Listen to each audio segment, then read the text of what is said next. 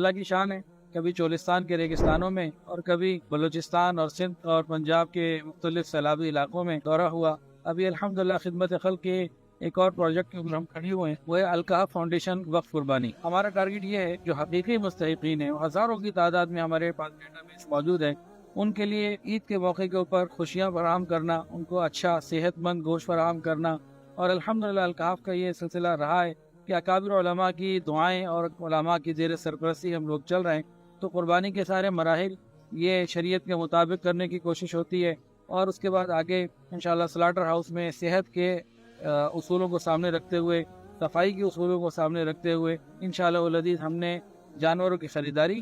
جانوروں کی غذا کو ذبح کرنا، اس کے بعد ان کو چلر میں رکھنا، اس کے بعد ان کا گوشت بنانا، پھر پیکنگ کرنا، اور پھر مختلف چلر وین میں ڈال کے ملک کے گوشے گوشے میں بھیجنا، یہ انشاءاللہ العزیز ہم کریں گے۔ دعا ہے کہ اللہ تعالیٰ ہماری اس محنت کو قبول فرمائے۔ بہت سے چہرے بہت پر امید نظروں کے ساتھ آپ کی طرف دیکھ رہے ہیں، آئیے اور ان کی امیدوں کو پورا کیجیے اور الکحف وقف قربانی میں بڑھ چڑھ کر حصہ لیجیے۔